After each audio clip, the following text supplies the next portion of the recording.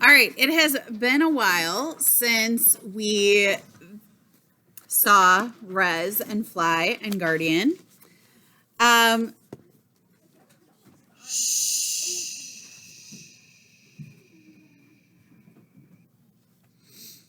They've been on their way to try and find courage. What did they find when they found courage? Huh? Wasn't it not courage? It was courage, but what did they find when they reviewed his system? It was blank. And he was wondering if he was going to end up like that, and he was worried, and he felt like a failure. All sorts of stuff. All right.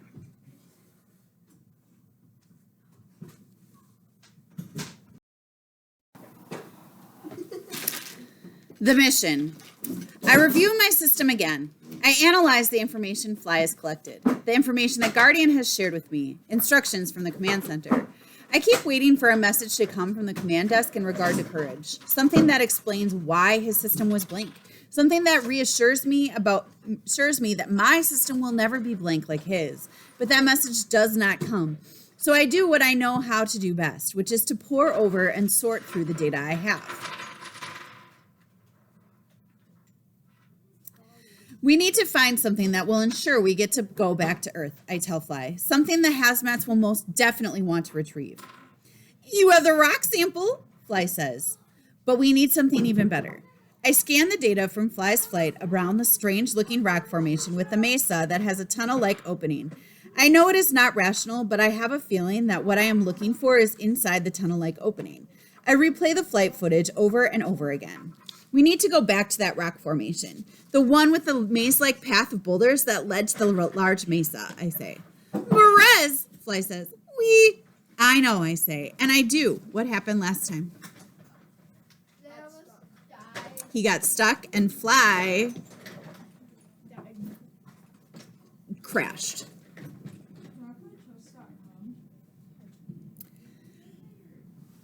I know, I say, and I do. I know Fly is thinking about his accident, but this time we will be more careful. This time it'll be different, because this time I need to make it all the way to the mesa.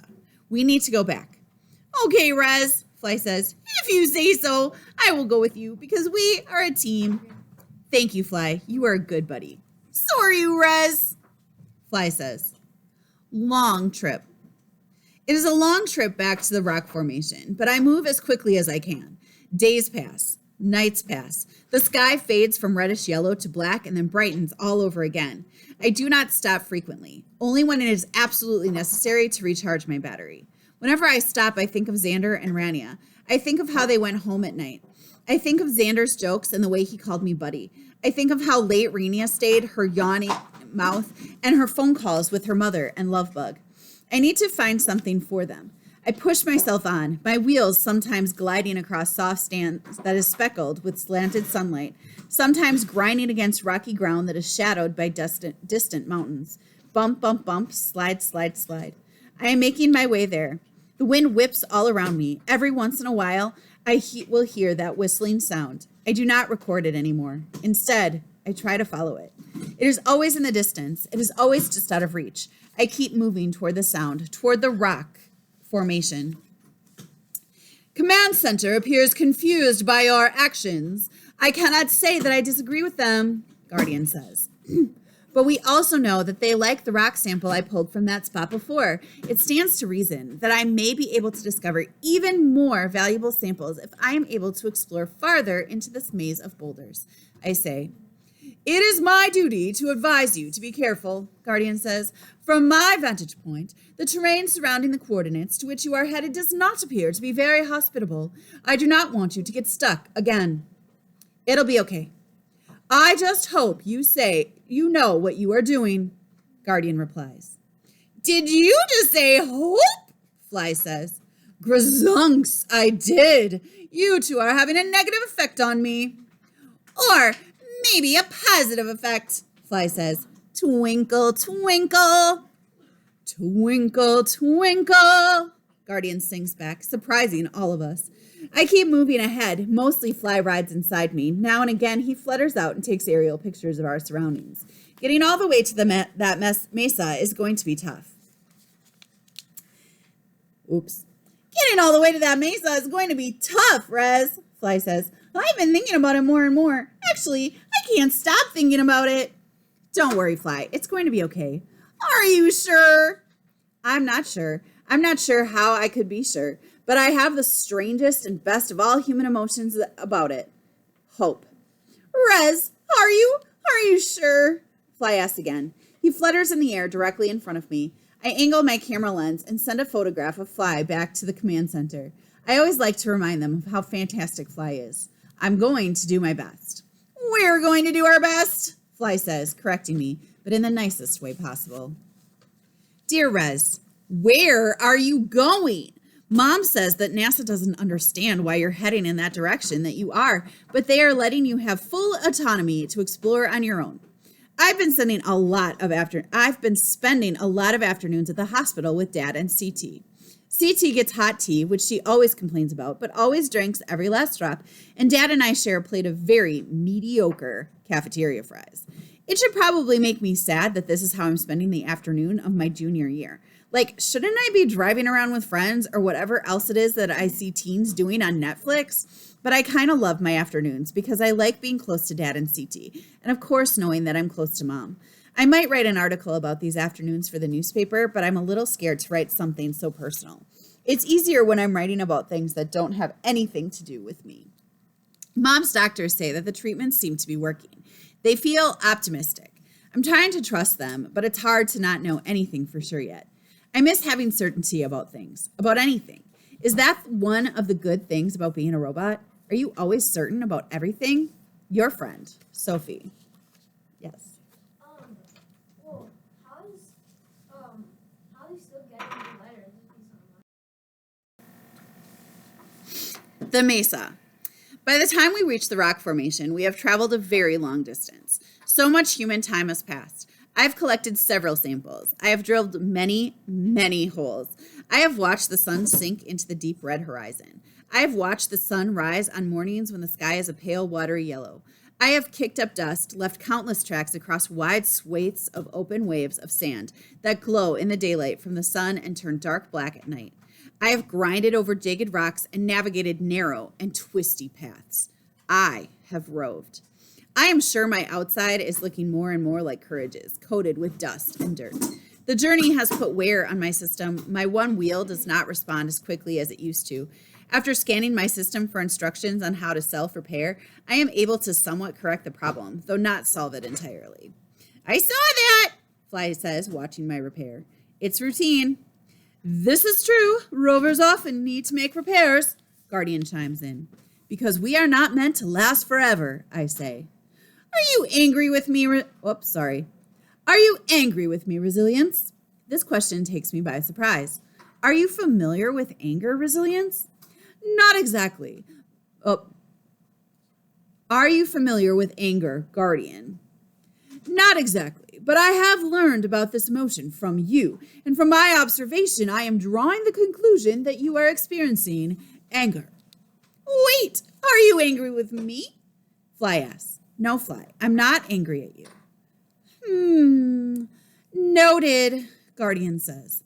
I'm not angry at all, I say. It is the first time I have ever said something aloud that I am not sure is wholly true. But it is not false either. It is, though, perhaps incomplete. I just want to focus on making my way through this rock formation in order to fully explore it. It is going to be a difficult mission, I say. That it is, Guardian says. The sky is a dense and impenetrable black, and the stars are out tonight in full brightness. I hope that once I reach the mesa and climb up, I will have an even better view. If I do have a better view from there, the very first thing I will do is send a photo back to the command center, to Xander and Rania. I begin my trek through the maze-like rock formation.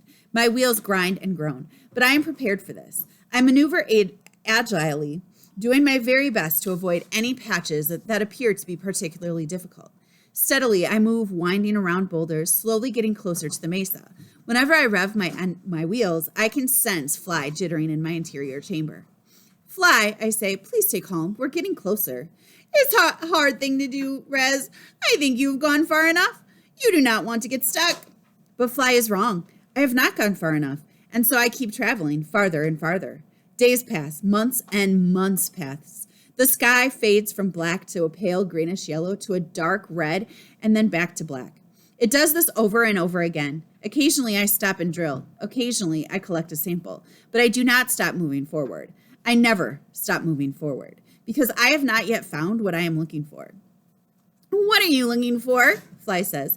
Don't we have enough samples?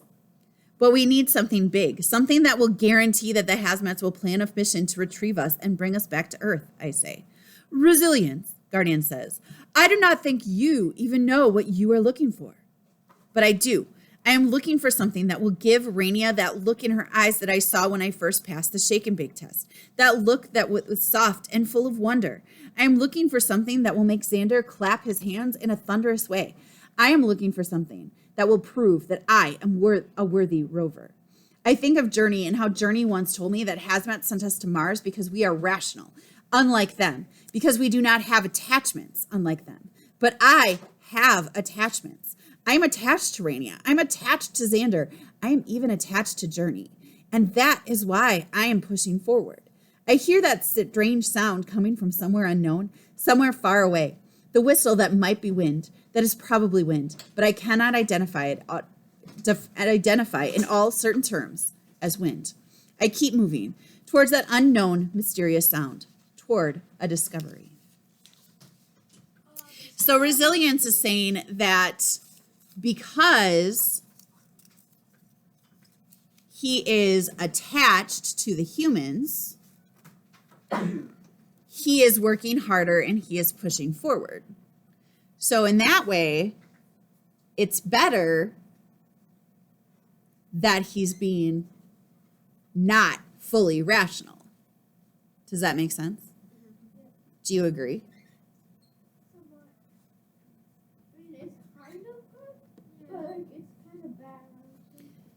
So do humans work harder when they love something or someone, when it's for somebody that they love? Usually. So Rover's saying he's working harder because he loves Rania and Xander and Journey. Dear Rez, guess what? Reed Northman asked me to prom. It was tonight. When we were spinning around on the dance floor, I looked out the window and caught a glimpse of the stars, which made me think of you. I wonder what you're looking for, why you're headed in the direction you're moving. Mom says no one knows. Maybe you don't even know. Maybe that's the point. Maybe none of us really knows what we're looking for until we find it. Sorry, I'm sleepy. It's 3 a.m. I always get weirdly philosophical when I'm sleepy, but tonight was amazing. I want to remember it forever, and I wanted to tell you about it. Your friend, Sophie. So, as we said, Rez isn't getting these letters from Sophie, right? So, why do we as readers get to know what's in these letters? Right. So, the author, Jasmine Warga, is using the letters to show us what's happening on Earth as Rover is doing his mission. It's been months and months and months. Sophie is now a junior in high school. What was she when the book started? She was like third grade. Sixth grade. She was in sixth grade because it was another sixth grader that named Rez.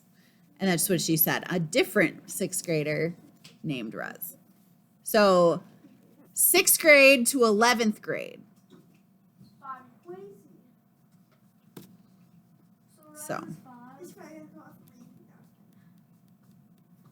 Yeah, Rez is 5.